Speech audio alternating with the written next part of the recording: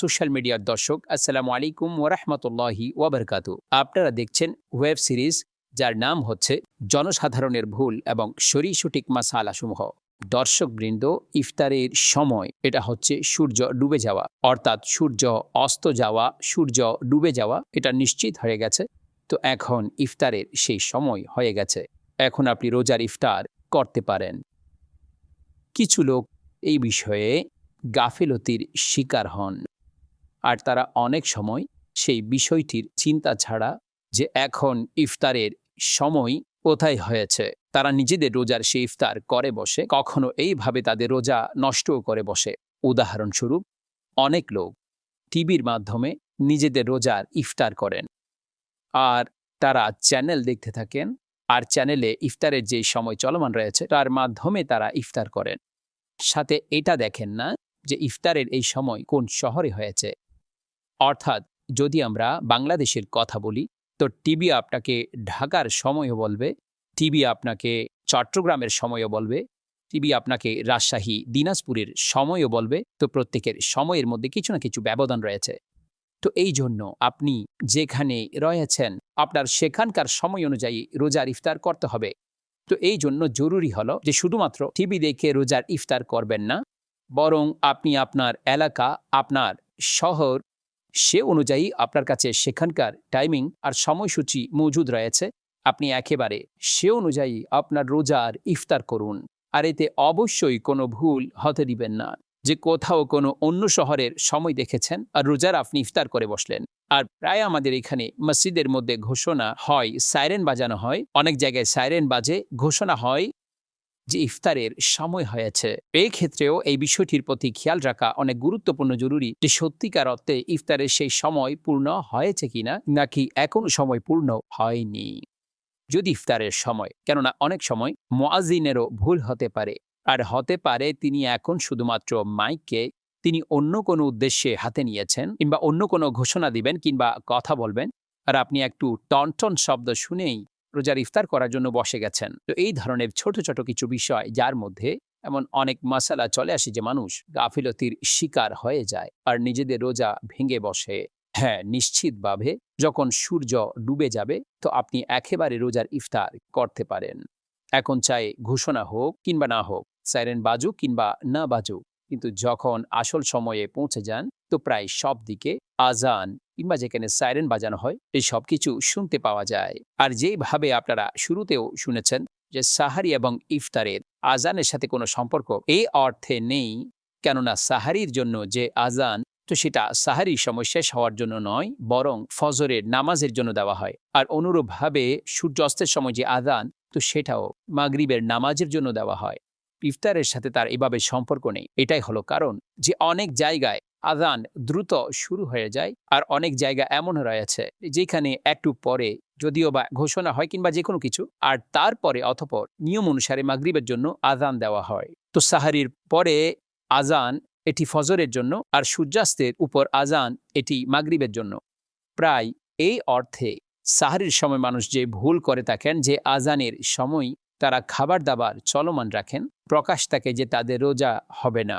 হ্যাঁ, সূর্য অস্ত যাওয়ার ব্যাপারে যখন এই বিষয়গুলো মজুদ থাকে, অখাট্য ধারণা থাকে যে আসলেই সূর্য অস্তের সময় হয়ে গেছে, আর তাতে আজানই সূর্য অস্তের পরে হয়ে থাকে। তো এই ব্যাপারে কমপক্ষে এতটুকু অপেক্ষা অবশ্যই করা উচিত। একটি আজানের আওয়াজ যে কোনো জায়গা থেকে আসছে, তো সেদিকে নয়। যখন সব দিক থেকে এক ধরনের আওয়াজসমূহ শুরু হয়ে যায়, আর একটি অখাট্য ধারণাও হয়ে যায় যে রোজার ইফতারের সময় হয়ে গেছে, কিন্তু এটা মনে রাখবেন আজানের সাথে ইফতারেরও কোনো সম্পর্ক নেই। না হয় অনেক শহর এমন রয়েছে, অনেক এলাকা এমন রয়েছে যেখানে প্রকাশ্যে দূর দূর পর্যন্ত কোনো আজানের আওয়াজও আসে না। অনুরূপভাবে সে লোকেরা যেখানে নিকটে কোনো এমন মসজিদ কিংবা এমন কোনো ব্যবস্থা নেই, তো তার উদ্দেশ্য আজানের সাথে এইভাবে ইফতারের সম্পর্ক নেই। যতক্ষণ আজান হবে না ইফতারও করা যাবে না। এটার সাথে সূর্যাস্তের সম্পর্ক, যখন সূর্য ডুবে যাবে তো আপনি একেবারে ইফতার করে নিন।